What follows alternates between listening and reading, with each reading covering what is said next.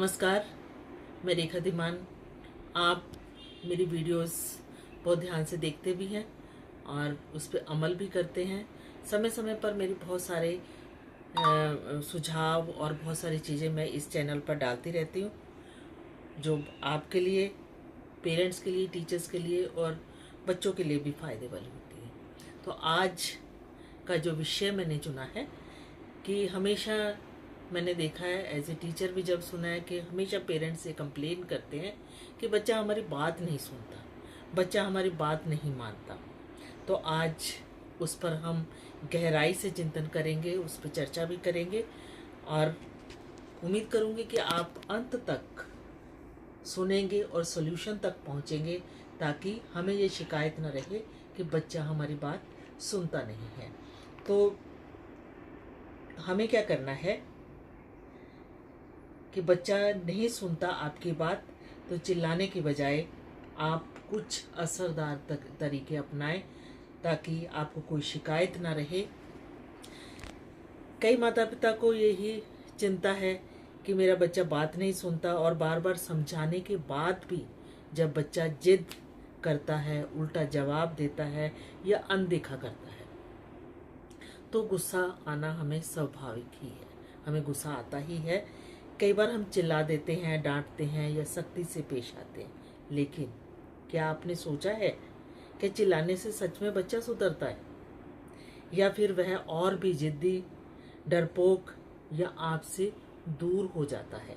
ध्यान दीजिए, सच्चाई यह है कि बच्चों को संभालने का तरीका आज के समय में स्पेशली हमें बदलना होगा।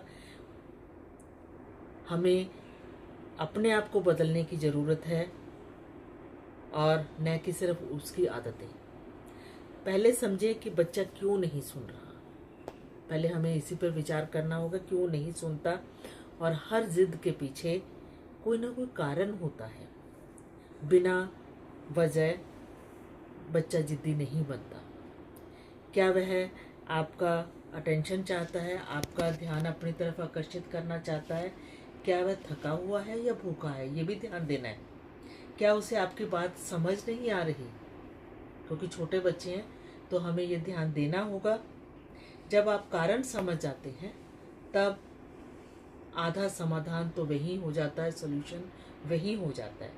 और चिल्लाने से क्या होता है, जब हम बच्चे चिल्लाते हैं बच्चे पर, तो बच्चा डर जाता है या रोने लगता है, वह आपसे दूर भी होने लगता है, और उसका जो सेल्फ कॉन्फिडेंस है, आत्मविश्वास है, वो कम होता है। वह भी गुस्से में जवाब देना सीख जाता है, जो नहीं होना चाहिए। यानी चिल्लाना समस्या का समाधान नहीं है, बल्कि वो उसे और भी बढ़ाता है। इसके लिए क्या करना होगा हमें कि आप शांत रहें। आपकी शांति ही आपकी ताकत है। बच्चे हमारे व्यवहार की नकल करते हैं। अगर आप शांत रहेंगे, तो धीरे धीरे बच्चा भी शांत रहना सीख जाएगा। जब गुस्सा आए, तो एकदम से अपना रिएक्शन मत दो, एकदम अपनी प्रतिक्रिया ना दें, और 2 मिनट रुकें, गहरी सांस लो, क्योंकि गुस्सा हमें भी आता है। तो एकदम से बच्चे पर चिल्लाना नहीं है।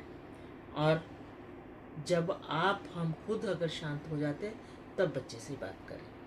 और फिर हमें क्या करना है कि बच्चे की आंखों में देखकर बात करें। दूर से चिल्लाने की बजाय बच्चे के पास जाएं, उसके साथ थोड़ा प्यार से पेश आएं। और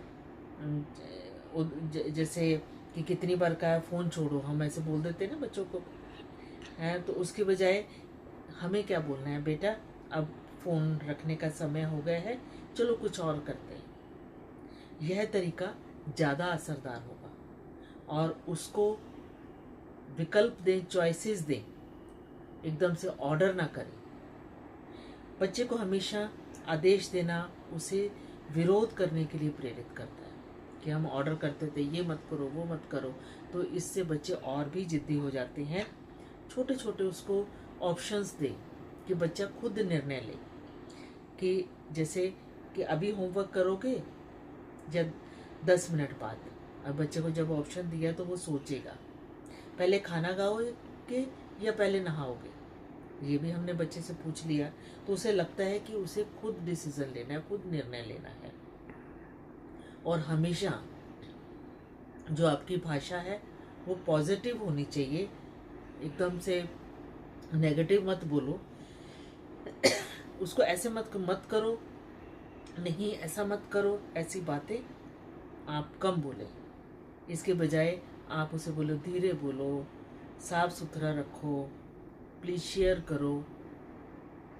और ऐसे हमेशा ना मत करो, ऐसे करेंगे तो बच्चे को समझ तो आएगा नहीं कि करना क्या है।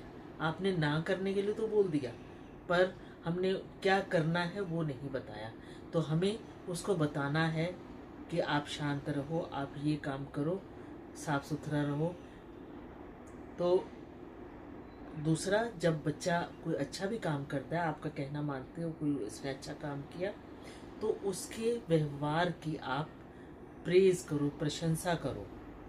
कि जैसे कि आज तुमने बहुत अच्छे से अपनी चीज़ें अच्छी संभाल के रखी, या उसको सजा के रखा, कि मुझे तुम पर प्राउड है।